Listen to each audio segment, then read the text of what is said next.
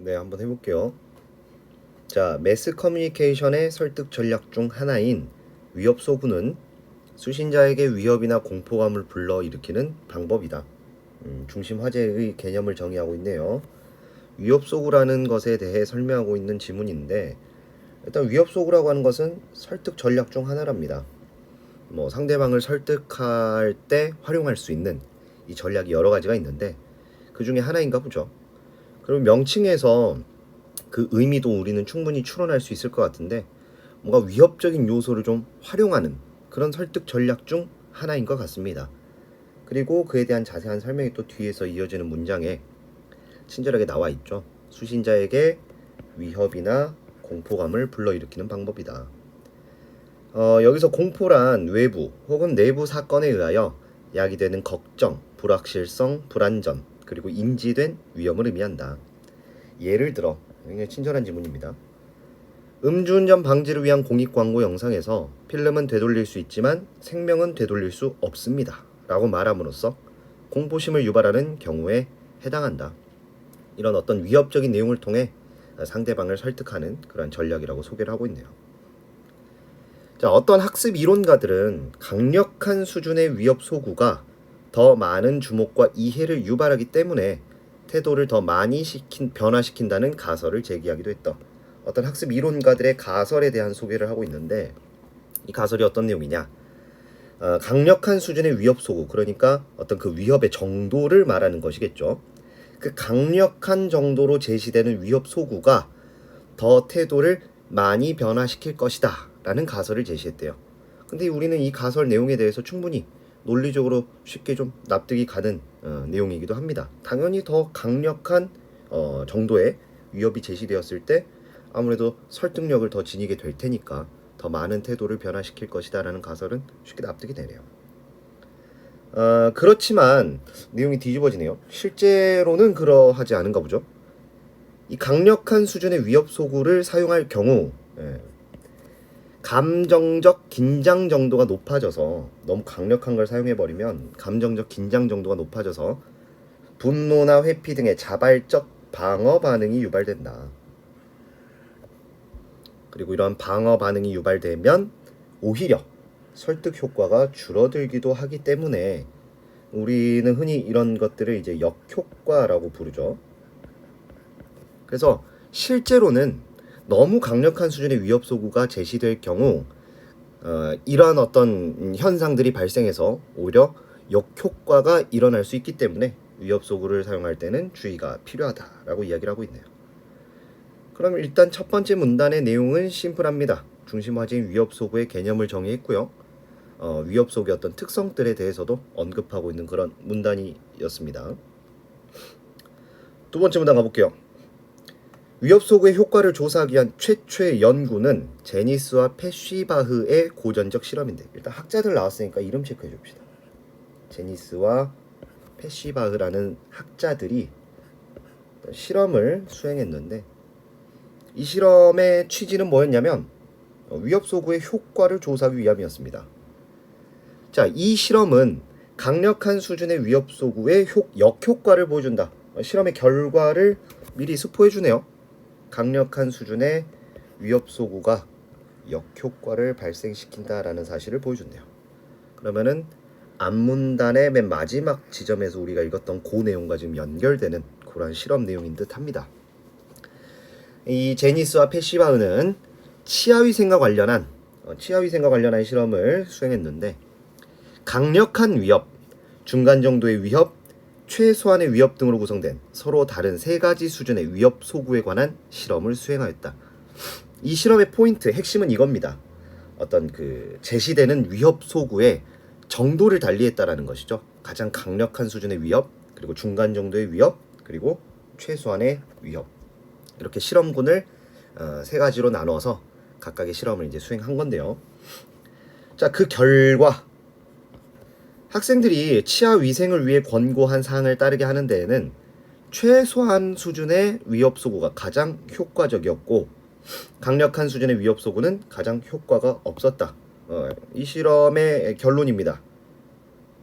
최소한의 수준의 위협 소구가 가장 효과적이었고, 강력한 수준의 위협 소구는 오히려 효과가 가장 떨어졌었다. 그럼 앞에서 제시되었던 그 역효과가 발생했기 때문에 이러한 결과가 도출되었을 것이다 라고 우리가 예상해 볼 수 있겠죠. 그래서 이 실험은 위협 소구의 수준이 너무 강하면 오히려 커뮤니케이션 효과를 감소시킨다는 증거이기도 했다. 자, 그러나 또 내용이 뒤집어집니다.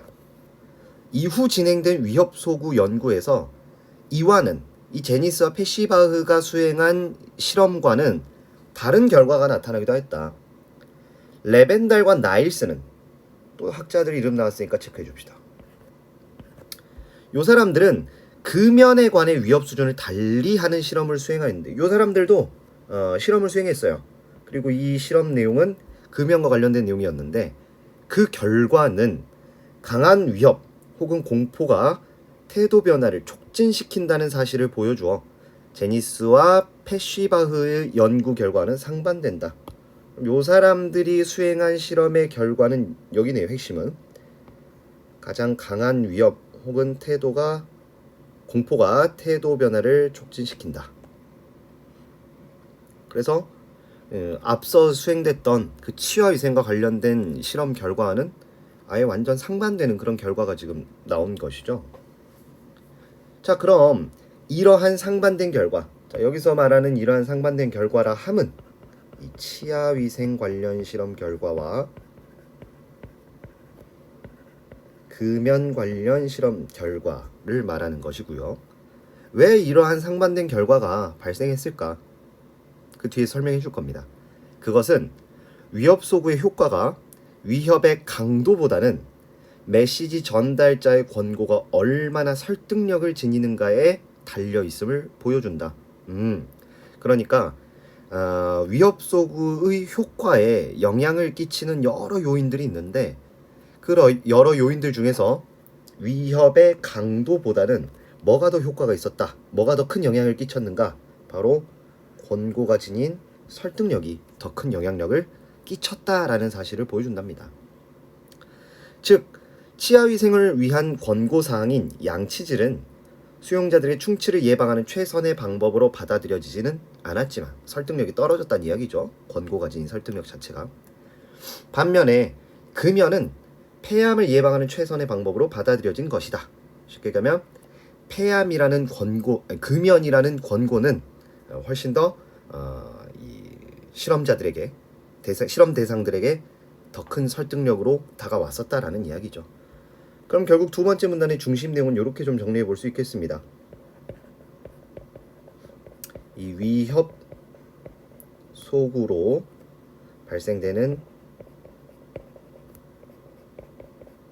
태도 변화는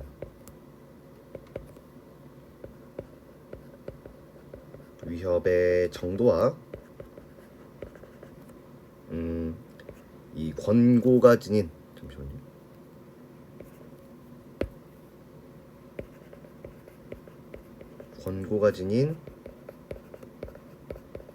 설득력 중에 후자의 영향을 더 많이 받는다 라는 것을 설명하고 있는 문단이었습니다.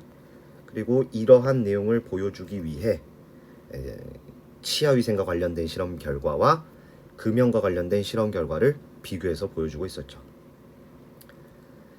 자, 다음 문단 가보겠습니다. 이러한 상이한 결과를 보이는 연구들을 참고하여 다양한 실험을 진행한 후 제니스는 최초의 연구 결과를 보완하여 곡선 이론이라는 하나의 모델을 만들었다. 이 문단의 핵심은 제니스가 만든 곡선 이론이라는 모델입니다. 자, 이 모델에 따르면 위협 소구의 수준과 태도 변화 간의 관계는 곡선을 형성하고 있다. 그러니까 제니스가 만든 곡선 이론은 위협 소구의 수준과 태도 변화 간의 관계를 보여주는 모델인데요. 그 관계 자체가 곡선의 형태로 나타난다는 이야기입니다. 강력한 수준이나 최소한의 수준의 위협은 약간의 태도 변화를 일으키지만 중간 정도 수준의 위협은 상당히 많은 태도 변화를 유발한다는 것이다. 그러니까 그 위협의 정도를 세 단계로 나누었을 때 약한 단계와 강한 단계의 위협은 그리 큰 효과를 발생시키지 못했고 어느 정도? 바로 중간 정도 수준의 위협이 가장 큰 효과를 발생시킨다. 이것이 제니스가 주장한 곡선 이론의 핵심입니다. 그래서 여기 왼쪽에 이 곡선 이론의 모델을 그래프를 통해 보여주고 있어요. 보시면 가로축은 위협소구의 수준이고요. 세로축은 태도 변화입니다. 그랬을 때 지금 가장 많은 태도 변화를 일으키는 요 지점과 거기에 상응하는 위협소구의 수준을 보면 딱 이렇게 지금 중간 단계임을 확인할 수가 있어요.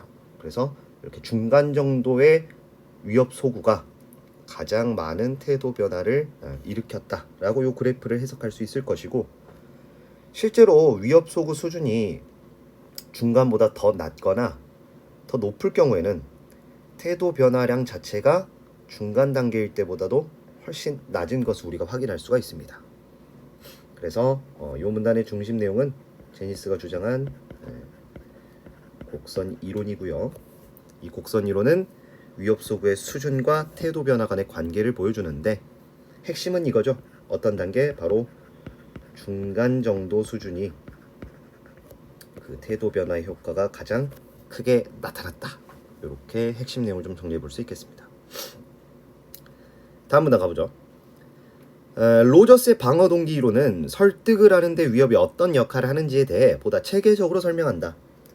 요 문단에서는 지금 로저스라는 학자가 주장한 방어 동기 이론에 대해서 설명하고 있는 문단인데, 요게 이제 문단의 핵심이죠. 로저스가 주장한 방어 동기 이론은 뭔가 조금 더 체계적인 내용이 아마 추가된 것 같네요. 지금 보니까 로저스는 위협 소구의 구성 요소로 묘사된 사건의 유해성 크기, 그리고 그러한 사건의 발생 가능성, 그리고 권고된 방법의 효율성 등 세 가지를 제시한다. 왜 로저스의 방어 동기 이론이 보다 체계적이다라고 이야기를 했는지 벌써 우리는 감이 옵니다. 일단 로저스는 위협 소구의 구성 요소를 세 가지로 세분화시켰습니다. 첫 번째는 묘사된 사건의 유해성 크기고요. 두 번째는 그러한 사건의 발생 가능성, 그리고 세 번째는 권고된 방법의 효율성. 이렇게 세 가지로 위협 소구의 구성 요소를 세분화시켜서 주장했다. 자, 그리고 이 구성 요소들은 인지적 평가의 과정을 거치는데, 그러니까 이제 어떻게 보면 설득을 당하는 사람들이 이 세 가지에 대해서 인지적 평가 과정을 거친답니다. 그러니까 이 세 가지 요소들에 대해서 스스로가 생각을 해본다는 이야기죠. 그리고 이 인지적 평가 과정을 통해 형성된 방어 동기, 인지적 평가 과정을 거치게 되면 뭐가 만들어집니까? 방어 동기라는 게 만들어지는데요. 이 방어 동기가 태도 변화의 양을 결정짓는다. 그러니까 이 위협 소구가 태도 변화로 이어지는 그 과정까지도 지금 이 이론을 통해 설명했다. 자, 그러면 우리 오른쪽에 있는 요 표를 통해서 로저스가 주장한 방어 동기 이론을 조금 더 자세히 살펴보도록 할게요. 로저스는 위협 소구의 구성 요소를 이렇게 세 가지로 세분화해서 설명했다. 그리고 이 설득을 당하는 사람들은 이 세 가지의 구성 요소에 대해 인지적 평가 과정이라는 것을 거치게 되는데, 이거는 그냥 간단하게 이렇게 생각하세요. 설득 당하는 사람들이 이 세 가지 구성 요소에 대해 스스로가 한번 생각해 본다는 이야기입니다. 스스로가 평가를 해본다는 이야기죠. 심각성은 얼마나 되는지, 그 위험에 노출될 가능성은 얼마나 되는지, 그리고 권고된 방법이 얼마나 효율적으로 믿을만한지에 대해서 스스로가 이제 평가를 해본다는 이야기예요. 자, 이렇게 인지적 평가 과정을 거치면 뭐가 만들어진다고 했습니까? 방어 동기가 만들어진다고 그랬죠. 그리고 바로 이 방어 동기가 태도 변화의 양을 결정한다라고 이야기를 했습니다. 그래서 이런 과정으로 위협 소구가 태도 변화로 이어진다라는 내용까지도 그 이론을 통해 설명을 했고요. 넘어가기 전에 이 인지적 평가 과정으로 인해 만들어진 방어 동기와 이 태도 변화의 상관관계에 대해서 우리가 좀 생각해 볼 수 있을 것 같은데, 일단 방어 동기는 어떤 느낌으로 여러분들이 이해하면 되냐? 그러니까 어떤 위험한 상황으로부터 자기 스스로를 방어하고자 하는 어떤 생각이나 태도, 인식 정도로 생각하시면 돼요. 이해 가셨습니까?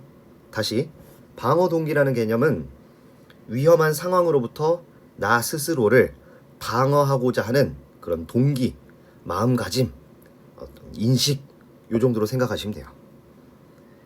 자, 이런 관점에서 접근하면 인지적 평가 과정을 통해 만들어진 이 방어 동기가 많으면 많을수록 당연히 그로 인해 발생하는 태도 변화량도 어떻게 될 수밖에 없다? 클 수밖에 없다. 됐습니까? 또 이렇게도 생각해 볼 수 있겠죠. 반대로 인지적 평가 과정에서 방어 동기가 만들어지지 않았다면 태도 변화로 이어질 수 있다 없다? 없다라는 내용까지도 우리가 추론해 볼 수 있겠습니다. 자, 페이지 넘겨보시죠. 그래서 위협 소구를 접했을 때 만약 묘사된 사건의 유해성의 크기에 대한 심각성에 동의하지 않거나 실제로 일어날 것 같다고 생각되지 않는 경우, 또한 권고된 행동에 적합하다고 생각되지 않는다면, 그러니까 앞서 제시된 위협 소구의 구성 요소 3가지에 대해 인지적 평가 과정을 거쳤을 때 쉽게 설명하면 방어 동기가 만들어지지 않는다면 당연히 태도 변화는 일어나지 않을 것이라고 그는 보았다. 그래서 이 문단 같은 경우는 제니스가 주장한 이 방어 동기 이론이 무엇인가에 대해서 설명해주는 그런 문단이었습니다. 자, 다음 가볼게요. 위협 소구와 관련하여 고려해야 할 또 하나의 요소는 설득의 상황에서 위협 소구가 손실의 차원에서 제시될 것인지 이득의 차원에서 제시될 것인지 이다. 우리가 위협 소구와 관련해서 또 알아야 할 한 가지의 내용이 더 있는데, 그것은 바로 위협 소구가 손실의 차원에서 제시되는 경우와 이득의 차원에서 제시되는 경우에 대해서 알아야 합니다. 뒤에서 설명해 주겠죠. 자, 손실의 차원에서 위협 소구가 제시된다는 건 어떤 의미냐? 어떤 행동을 하거나 하지 않음으로써 기회를 잃어버리거나 부정적 결과가 증가할 수 있다는 위협이 제시된다. 그러니까 이 손실의 차원과 이득의 차원은 어떤 차이냐면 위협의 내용 차이인 것 같습니다. 그래서 손실의 차원에서 위협 소구가 제시된다는 것은 이런 내용의 위협이 제시된다는 이야기야. 기회를 잃어버리거나 혹은 부정적 결과가 증가할 수 있다는 내용의 위협이 제시되는 것, 이것이 손실의 차원에서 위협 소구가 제시된다는 의미입니다. 그러니까 쉽게 예를 들면 흡연을 지속적으로 하거나 아니면 금연을 하지 않았을 때 우리가 미래에 그릴 수 있는 가족과의 행복한 삶의 기회가 사라진다라든지, 아니면 네가 병원에 입원해서 지내야 할 나날들이 늘어난다라든지, 이런 식으로 위협을 제시하는 게 바로 손실의 차원에서 위협 소구를 제시하는 거야. 됐나요? 다음, 이득의 차원에서는 그럼 반대겠죠. 어떤 행동을 하거나 하지 않음으로써 기회를 얻거나 혹은 부정적 결과가 감소한다는 내용의 위협을 제시하는 것. 그러니까 만약 네가 금연을 한다면 나중에 가족과 행복한 삶을 그릴 기회가 늘어날 것이고, 네가 병원에서 입원해 지내는 나날들이 줄어들 것이고, 이런 식으로 이제 위협을 제시하는 게 바로 이득의 차원에서 위협 소구를 제시하는 것의 의미입니다. 그래서 손실을 강조할 것인지 아니면 이득을 강조할 것인지는 상황에 따라 적절하게 전략을 선택해서 제시해야 한다. 이 문단의 중심 내용은 이득의 차원 그리고 손실의 차원에서 위협 소구를 제시하는 방법들에 대한 이야기를 하고 있던 문단입니다. 자, 마지막 문단이네요. 일부 연구에 의하면 공포를 불러일으키도록 고안된 공익 광고가 의도하지 않은 다른 감정들도 함께 유발할 수 있음이 밝혀졌다. 그러니까 위협 소구가 제시되었을 때 어떤 위협이라든지 공포심 같은 감정만 유발되는 게 아니라 다른 감정들도 유발시킬 수가 있다라는 게 연구를 통해 밝혀졌답니다. 그 중에는 놀람이나 슬픔과 같은 감정들도 만들어질 수가 있는데, 이런 감정들은 메시지의 수용에 도움이 될 수 있는 반면 공포 말고도 유발되는 놀람이나 슬픔 같은 감정들은 수용에 도움이 된대요. 어떤 태도 변화를 이끌어내는데 긍정적으로 작용을 한다는 이야기죠. 반면 당황함이나 분노 같은 감정은 오히려 메시지 수용에 방해가 될 수도 있다. 태도 변화를 이끌어내는데 방해가 될 수도 있다라는 이야기입니다. 따라서 다양한 감정을 유발하는 위협 소구의 사용은 매우 신중해야만 한다. 마지막 문단은 이 위협 소구라고 하는 게 꼭 공포심과 관련된 감정만을 유발하진 않는다. 다른 감정들도 유발할 수가 있는데 그 중에 놀람이나 슬픔 같은 감정은 메시지 수용에 도움이 되는 감정들이고 당황함이나 분노 같은 감정들은 메시지 수용에 방해가 되는 감정들이다. 자, 여기까지 해서 지문 분석 마무리 지어보고요. 문제풀이를 한번 해봅시다. 1번 윗글을 이해한 내용으로 적절하지 않은 것은? 자, 제니스의 곡선 이론에 따르면 자, 곡선 이론 머릿속을 다시 한번 곡선 이론이 뭐였는지 기억해 봅시다. 이 위협 소구의 수준과 태도 변화 간의 관계를 설명하는 하나의 모델이었는데 그 모델의 생김새가 어떻게 생겼었습니까? 대충 요렇게 생겼었죠. 그랬을 때 가로축은 위협 소구의 수준이었고요. 세로축은 태도 변화량이었습니다. 그랬을 때 어느 정도 수준의 위협 소구가 가장 많은 태도 변화를 이끌어냈었냐면 바로 중간 수준의 중간 정도의 위협 소구가 가장 많은 태도 변화를 유발했다. 이게 곡선 이론의 핵심이었죠. 자, 이 제니스의 곡선 이론에 따르면 커뮤니케이션 수신자의 태도 변화와 위협 소구의 수준은 반비례 관계이다. 태도 변화와 위협 소구 수준은 반비례 관계다. 반비례 관계라는 것은 위협 소구의 수준이 높아지면 높아질수록 태도 변화는 줄어든다 라는 의미일 것이고, 또 반대로 위협 소구의 수준이 낮아지면 낮아질수록 태도 변화는 높게 나타난다. 이게 반비례 관계에 대한 의미가 되는 것이겠죠. 근데 우리가 알고 있는 곡선 이론은 그런 내용이 아니었습니다.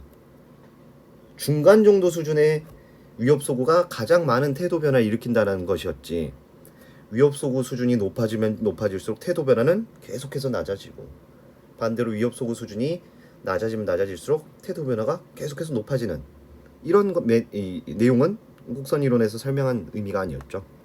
그랬을 때 적절하지 않은 선택지는 우리가 쉽게 1번에서 찾아줄 수 있겠습니다. 여러분들이 저보다 수학을 더 잘하니까 잘 알고 있겠지만, 일반적으로 이제 반비례 관계에 놓였을 때는 이제 그래프가 우하향하는 약간 요런 모양의 그래프로 그려지지 않습니까? 그래서 당장 이 그래프 모양만 비교해봐도 1번 선택지가 적절하지 않다라는 거 쉽게 이해할 수 있을 것 같고요. 다음 2번, 로저스는 위협 소구 구성 요소에 대한 인지적 평가 과정이 태도 변화 밀접한 관련이 있음을 주장하고 있다. 자, 로저스 누구였습니까? 방어 동기 이론을 주장했던 학자죠. 그리고 로저스는 방어 동기 이론에서 이 위협 소구가 태도 변화로 이어지는 그 과정에 대한 내용까지도 설명을 했습니다. 그래서 위협 소구 구성 요소 몇 가지였죠? 3가지였죠. 이 3가지에 대해 수용자는 인지적 평가 과정을 거치게 되고, 인지적 평가 과정에 따라 뭐가 발생된다 그랬습니까? 방어 동기라는 게 만들어진다 그랬습니다. 그리고 여기서 만들어진 방어 동기에 의해 바로 태도 변화의 양이 결정된다라고 그 과정을 설명했었죠. 그랬을 때 당연히 로저스 입장에서는 인지적 평가 과정이 태도 변화와 밀접한 관련이 있다라고 주장을 하겠죠. 2번은 적절합니다. 3번, 제니스와 페시바의 고전적 실험에서 강력한 수준의 위협 소구가 가장 효과가 크다는 가설이 틀릴 수 있음을 보여주었다. 이 제니스와 페시바의 고전적 실험, 그 치아위생과 관련된 실험이었죠. 그리고 이 실험의 결과는 어떤 내용이었냐면, 최소한의 위협 소구가 가장 효과가 뛰어났다라는 게 이 실험의 결과였습니다. 그랬을 때 제니스와 페시바의 이러한 고전적 실험에서 강력한 수준의 위협 소구가 가장 그 효과가 크다는 가설. 이 틀릴 수 있다는 것을 당연히 이 실험 결과를 통해서 보여주게 되었죠. 3번도 적절하네요. 4번 위협 소구를 사용하여 설득을 하는 경우 커뮤니케이션을 통해 환기되는 감정이 다양할 수 있어 의도한 목표를 달성할 수 없을 가능성도 존재한다. 그렇죠. 이거 우리 맨 마지막 문단에서 확인했었죠. 위협 소구를 사용하여 설득하는 경우 거기서 유발되는 감정은 다양할 수가 있었다. 그래서 놀람이나 슬픔 같은 감정은 수용에 도움이 되는 감정들이었고, 당황함이나 분노 같은 감정은 수용에 방해가 되는 감정들이었고, 이 문단에서 4번 선택지 내용도 충분히 확인할 수 있겠습니다. 5번 제니스와 패시바의 고전적 실험과 레벤달 나일스의 실험이 서로 상반된 결과를 보여줬었죠. 한쪽에서는 최소한의 수준의 위협소가 가장 효과적이다라는 결과가 나왔었고, 다른 실험에서는 이제 금연 실험이었죠. 거기서는 오히려 강력한 수준의 위협소가 가장 큰 효과를 보여주었다. 자, 이렇게 상반된 결과를 보이는 것은 권고가 지닌 설득력이 태도 변화에 영향을 준다는 것을 보여준다. 요 문단도 가서 확인해 보시면 우리가 정리한 내용, 위협 소구를 통한 태도 변화에서 위협의 정도보다는 권고가 지니는 설득력이 훨씬 더 큰 영향을 끼칠 수 있다. 여기 이제 요 두 실험의 비교를 통해서 이끌어낸 핵심 내용이었죠. 그랬을 때 권고가 지닌 설득력이 태도 변화에 영향을 준다는 것을 보여준다라는 설명 역시 적절하다고 판단할 수 있겠습니다. 넘어가고요. 2번 윗글의 가와 복의 나를 비교하여 이해한 내용으로 가장 적절한 것은, 자, 복에서는 접종이론이라는 개념을 설명하고 있습니다. 이 접종이론은 수신자가 지닌 신념이나 태도에 반하는 주장, 그러니까 수신자가 지닌 신념이나 태도에 반대되는 주장을 수신자에게 약하게 노출시킴으로써 개인의 태도와 신념이 외적인 변화 요인에 저항력을 가지게 할 수 있다는 커뮤니케이션 이론이다. 그러니까 접종 이론은 수신자가 지닌 신념이나 태도에 반대되는 주장을 약하게 노출시킴으로써 그가 지닌 신념이나 태도를 강화시킬 수 있다라고 주장하는 이론인 것 같네요. 그러니까 쉽게 예를 들면 그런 거죠. 여기 A라는 흡연충이 있다고 가정합시다. 전 아니고요. 그럼 이 A라는 사람에게, 수신자에게 그가 지닌 신념이나 태도에 반하는 주장이니까 이제 금연해라 라는 주장이겠죠. 야, 금연해 라는 주장을 약하게 노출시키는, 포인트는 아마 여기인 것 같습니다. 약하게 노출시킨다. 야 새끼야, 너 담배 좀 끊어. 강력하게 주장하는 게 아니라 금연해 보는 게 어때? 라고 이렇게 약하게 노출시킴으로써 그가 지닌 신념이나 태도를 강화시킬 수 있다라는 이론, 이게 바로 접종 이론입니다. 이해가셨나요? 그래서 설득 과정에서 미리 같은 종류의 약한 커뮤니케이션을 주어 면역을 만들어 두면, 그래서 접종 이론이라고 부르나 봅니다. 반대되는 주장에 대해 약하게 노출시킴으로써 면역을 만들어 두면 강한 설득을 받아도 저항하게끔 된다는 것이다. 그러면은 이 접종 이론은 이 지문에서 설명하고 있는 이 위협 소구와는 약간 반대되는 그런 성격인 것 같네요. 왜냐면 위협 소구는 위협을 가함으로써 태도 변화, 그러니까 이제 여기 보기에 나온 말을 빌리자면 수신자가 지닌 신념이나 태도를 변화시키는데, 약화시키는데 그 목적이 있었다면 접종 이론은 그 반대입니다. 수신자가 지닌 신념이나 태도를 강화시키는데 목적이 있다고 볼 수 있겠죠. 자, 그럼 윗글의 가와 복의 나를 비교하라고 그랬으니까 윗글의 가는 위협 소구입니다. 그 나는 접종 이론이니까 이 두 가지를 이제 비교하여 이해하는 내용으로 가장 적절한 걸 골라주면 되는데, 자, 1번 가와 나 모두에서 강력한 수준의 메시지가 커뮤니케이션의 목적을 달성하는 데 유리하다. 일단 위협 소구에서도 강력한 수준의 메시지는 오히려 역효과를 발생시킬 수 있다라는 내용으로 본문에서 설명을 했고요. 다음 접종 이론에서는 아까 우리 핵심이 뭐였습니까? 약하게 노출시킨다라는 게 핵심이었죠. 1번 선지 바로 지워지겠네요. 다음 2번. 가와 나 모두 메시지의 반복적인 전달이 커뮤니케이션에 효과적이라는 전제를 바탕으로 하고 있다. 위협 소구와 접촉 이론 모두 메시지를 반복적으로 전달해야 된다라고 설명한 적이 없습니다. 지워주셔야 되고요. 3번. 위협 소구는 커뮤니케이션 과정에서 수신자의 신념을 강화하는, 접종 이론은 약화하는 메시지를 전달한다. 요거 보세요. 설명 지금 반대로 되어 있죠. 위협 소구는 수신자의 신념을 약화시킴으로써 태도 변화를 이끌었는데 그 목적이 있었기 때문에 신념을 약화시키는 메시지를 전달한다가 맞는 설명이고요. 다음 접종 이론은 수신자의 신념이나 태도를 강화하는 데에 목적이 있기 때문에 설명이 지금 뒤바뀌어 있습니다. 3번도 지워지겠네요. 4번. 가는 이성적 차원에서, 나는 감정적 차원에서 수행될 때 보다 효율적인 커뮤니케이션이 될 수 있다. 위협 소구는 이성적 차원이 아니라 오히려 위협 소구가 감정적 차원에서 이루어질 때 그 효과가 더 뛰어나다고 볼 수 있겠죠. 그 이유가 뭡니까? 위협 소구라는 게 뭘 자극하는 거였는데? 공포감, 공포심, 위협 이런 요소를 통해 태도 변화를 이끌어내는 게 위협 소구였잖아. 그러니까 당연히 위협 소구가 오히려 감정적 차원에서 수행될 때 보다 그 효과가 뛰어날 수 있을 것이고요. 다음, 접종 이론은 감정적 차원에서 수행될 때 보다 효과적일 것이다 라는 내용은 사실 보기의 내용만 가지고는 이끌어낼 수가 없는 내용입니다. 뭐 감정과 관련된 뭐 그런 어떤 방식이 아니었으니까. 그래서 4번도 지워질 것이고요. 다음 5번. 가는 수신자의 태도 변화를 유도하는 것에, 나는 수신자의 태도와 신념이 변화 요인의 저항력을 가지는 것에 메시지 전달의 목적이 있다. 정답은 5번에서 찾을 수 있겠습니다.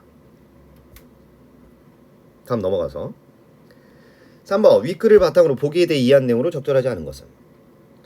자, 레드는 학자 이름 나왔네요. 체크 한번 해봅시다. 레드는 죽음의 위협을 멀게만 느끼는 10대들에게 제시하는 에이즈 예방을 위한 메시지에서 어떻게 위협 소구가 이용될 수 있는지 연구했다. 자, 실험 결과를 봐줘야 되겠네요. 청소년을 겨냥한 매스미디어 메시지는 일단 대상이 청소년이라는 점, 강력한 수준의 위협이지만 강력한 수준의 위협을 가했다라는 점. 근데 먼 미래의 일로 인식되는 죽음을 강조하기보다는 정신장애, 피부 발진, 친구관계에 미치는 부정적 영향 등 즉각적인 결과를 강조하는 것이 효과적이었다. 아무래도 이 대상이 나이가 어린 청소년들이다 보니까 먼 미래의 일로 느껴질 수 있는 죽음을 강조하는 것보다는 그들이 즉각적으로 경험할 수 있는 정신장애, 피부 발진, 친구관계 등에 미칠 수 있는 이런 부정적 영향 등 보다 즉각적인 결과를 강조하는 것이 훨씬 더 효과적이었다라는 연구 내용이네요.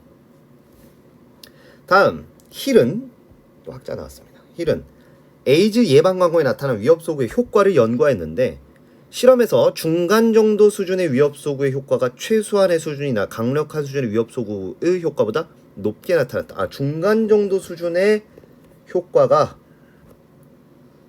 가장 높게 나타났다라는 게 힐의 연구의 핵심입니다.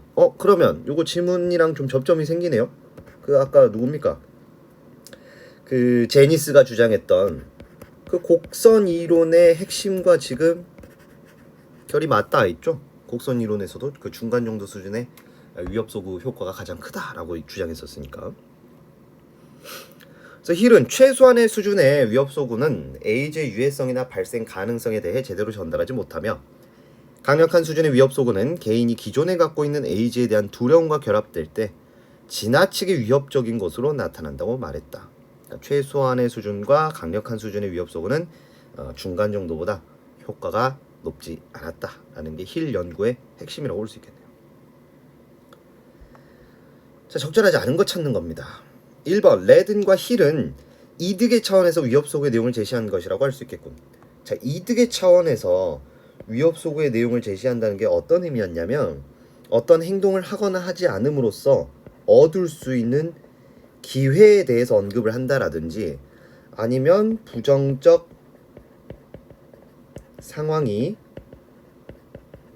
감소된다라는 내용의 위협을 제시하는 게 바로 이 이득의 차원에서 위협 소구의 내용을 제시하는 그러한 방법이었는데, 지금 보세요. 레드는 일단 정신장애, 피부 발진, 친구 관계에 미치는 부정적 영향 등 이런 것들을 강조했다 그랬죠. 그러면 부정적 상황이 감소되는 게 아니라 오히려 증가될 수 있다라는 위협의 내용을 제시한 것입니다. 그 다음 힐도 보니까 지금 에이즈의 유해성이나 발생 가능성에 대해 제대로 전달하지 못했다라고 말한 것으로 보았을 때, 힐 역시도 그의 연구에서 에이즈의 유해성이나 발생 가능성 등과 같은 어떤 손실의 차원에서 위협 소구의 내용을 제시한 것이라고 볼 수 있겠고, 그랬을 때 정답은 바로 우리 1번에서 찾을 수 있네요. 레든과 힐은 둘 다 이득의 차원이 아니라 손실의 차원에서 위협 소구의 내용을 제시한 것이다 라고 봐줘야 되겠습니다. 다음 2번, 힐의 위협 소구 연구 결과는 제니스의 곡선 이론을 뒷받침하는 구체적 사례라고 할 수 있군. 그렇죠. 우리 여기서 체크한 내용 그대로 선지로 구성됐네요. 2번 적절하고요. 3번, 로저스는 힐의 연구에서 최소한의 수준의 위협 소구는 그 구성 요소가 인지적 평가 과정에서 방어 동기를 유발하지 않은 것이라고 판단하겠군. 자, 힐의 연구에서 최소한의 수준의 위협 소구는 그 효과가 어떠했습니까? 굉장히 낮게 나타났다 그랬죠. 이에 대해 로저스는 당연히 최소한의 수준의 위협 소구는 아마 방어 동기를 유발하지 않았을 것이야. 그래서 태도 변화로 이어지지 않았을 것이야 라고 판단하겠죠. 왜냐하면 이 인지적 평가 과정에서 만들어진 방어 동기에 의해 그 태도 변화의 양이 결정된다고 로저스가 주장했었으니까 3번 적절합니다. 4번, 레든의 연구를 통해 위협 소구의 효과를 위해서는 제니스가 주장한 위협 소구의 수준 이외에 수신자의 특성에 대한 고려도 필요함을 알 수 있겠군. 그렇죠. 자, 레든의 연구에서 그 연구 대상이 누구였습니까? 나이가 어린 청소년들이었습니다. 그렇기 때문에 위협 소구의 수준뿐만 아니라 수신자의 특성, 이 나이, 연령대라고 하는 수신자의 특성에 대한 고려도 필요하다는 내용을 우리 충분히 이끌어낼 수 있겠죠. 왜냐면 연령대가 어린 청소년들이다 보니까 죽음보다는 먼 미래에 존재할 수 있는 그런 부정적 결과보다는 당장 가까운 기간 내에 발생할 수 있는 부정적 결과를 강조하는 게 더 효과적이었으니까. 그래서 4번도 적절하다 볼 수 있겠고요. 5번, 제니스는 레든의 연구에서 죽음이라는 강력한 수준의 위협 소구에 비해 정신장애, 피부 발진 등을 강조하는 위협 소구가 중간 정도의 수준의 위협이라고 평가하겠군. 보세요. 지금 레든의 연구에서 정신장애, 피부 발진 등을 강조하는 위협 소구가 가장 효과가 높았다 그랬습니다. 이에 대해 제니스는 그 곡선 이론 주장했던 사람이죠. 제니스 입장에서는 이러한 내용의 위협 소구가 중간 정도 수준의 위협 소구다라고 평가하겠군. 왜냐하면 제니스에게 있어서는 중간 정도 수준의 위협 소구가 가장 효과적이다 라는 주장이었으니까 5번도 적절하다 볼 수 있겠네요. 다음 마지막 4번 보겠습니다. 윗글을 바탕으로 보기의 공익 광고에 대해 판단의 내용으로 적절하지 않은 것은 3개의 광고문이 붙어 있는데 좀 하나하나 분석을 해봅시다. 먼저 첫 번째 광고를 보면 건전지 분리 배출하기고 딱히 위협 소구라고 할 만한 요소가 이 광고에는 포함되어 있지 않습니다. 여기는 위협 소구 아예 안 쓰였네요. 왜냐하면 수용자들에게 어떤 공포심이나 위협으로 느껴질 만한 요소가 전혀 보이지 않으니까. 다음, 나를 보시면 빙산이 사라지면 지구의 미래도 사라집니다. 지구의 미래가 사라진다라는 위협 소구의 요소가 확인이 되네요. 여긴 쓰였고. 그 다음, 다회용 컵을 사용할 때마다 사라지는 나무의 수가 줄어듭니다. 나무의 수가 점점 줄어들 것이다 라는 메시지 보이네요. 위협 소구 활용됐습니다. 그리고 우리가 또 선지를 분석하기 전에 조금 더 이제 정보들을 정리해 볼 수 있을 것 같은데, 일단 광고 나 같은 경우는 그 위협의 정도가 굉장히 높은 수준의 위협이라고 볼 수가 있습니다. 빙산이 사라지면 지구도 사라진다고 했으니까 굉장히 어떤 높은 수준의 위협 소구가 사용됐다고 볼 수 있겠고, 광고문 다 같은 경우는 그렇게 높은 나무의 수가 줄어든다고 했으니까 나에 비하면 중간 수준이거나 아니면 뭐 낮은 수준이거나 어찌됐건 나에 비하면 확실히 높은 수준의 위협소고는 아니다라는 것을 우리가 확인할 수 있겠고, 그리고 두 번째로는 지금 계속 사라질 수 있다라는 내용들의 위협이 제시되고 있죠. 그랬을 때 나와 다 모두 아니다, 나는 손실의 차원이네요. 지구가 사라진다 그랬으니까 나는 손실의 차원에서 제시된 위협소구고요. 다는 낚일 뻔했네요. 사라지는 나무의 수가 줄어든다고 했으니까 그러면은 다회용 컵을 사용했을 때 얻을 수 있는 지금 기회와 관련된 기회와 관련된 내용이 제시되었기 때문에 여기서는 다 지문 같은 경우는 이득의 차원에서 제시된 위협소구다 라고 우리가 정리할 수 있겠네요. 그럼 이렇게 이제 정리해 놓고 문제를 한번 풀어봅시다. 1번, 나이에서 감정적 긴장 정도가 높아졌다면 자발적 방어 반응이 나타날 가능성이 있겠군. 자, 감정적 긴장 정도가 높아지면 자발적 방어 반응이 나타난다 라는 내용 우리 아까 첫 번째 문단에서 확인했었습니다. 어디에 있었냐면 여기죠. 너무 강력한 수준의 위협소구를 사용해버리면 감정적 긴장 정도가 높아져 분노나 회피 등의 자발적 방어 반응이 유발되어 오히려 설득의 효과가 줄어들 수도 있다라는 내용 1문단의 마지막 부분에서 확인했던 내용입니다. 그러면은 나 보세요. 지구가 사라질 수 있다고 했으니까 지금 위협의 수준이 굉장히 빡셉니다. 그리고 이렇게 높은 수준에서 제시되는 위협소구는 당연히 감정적 긴장 정도를 높여 방어 반응을 유발시킬 수 있겠네요. 1번 적절합니다. 2번, 나는 위협소구를 통해 수신자가 지구의 환경을 보호하는 방향으로 태도를 변화시킬 것을 기대하는 것으로 볼 수 있겠군. 그러니까 결국 이 나 광고의 목적에 대해서 묻고 있는 거죠. 어떤 태도 변화를 유도한 광고냐. 그럼 광고 내용 보면 알 거 아니야. 빙산이 사라지면 지구의 미래도 사라집니다. 그럼 지구의 미래를 지키는 방향으로 태도 변화를 유도한 그런 광고문이라고 볼 수 있겠고, 그럼 2번도 적절한 설명 되겠네요. 다음, 다는 로저스의 이론에 따를 때 권고된 행동의 효율성 평가가 태도 변화에 영향을 미칠 수 있겠군. 자, 로저스 아까 누굽니까? 그 방어 동기 이론 주장했던 사람이죠. 그에게 있어서 권고된 행동의 효율성 평가는 곧 인지적 평가 과정을 의미합니다. 똑같은 내용이 또 나왔죠. 자, 이 인지적 평가 과정을 거치면 뭐가 만들어진다 그랬습니까? 방어 동기 만들어진다 그랬고요. 이 방어 동기에 따라 태도 변화의 양이 결정된다.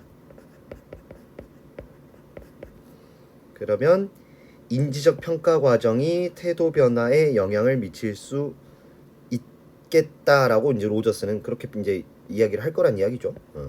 3번은 적절한 내용이고. 4번, 나의 메시지는 손실의 차원에서 다의 메시지는 이득의 차원에서 전달되고 있고. 정리된 내용 그대로 나왔고. 5번, 나와 비교할 때 가다는 최소한의 수준의 위협을 사용한 것으로 볼 수 있군. 자, 보세요. 우리 가 광고에서 어떤 위협적 요소로 느낄 만한 그런 내용은 전혀 포함되어 있지 않다라고 설명했었습니다. 쉽게 얘기하면 가에는 위협 소구가 없습니다.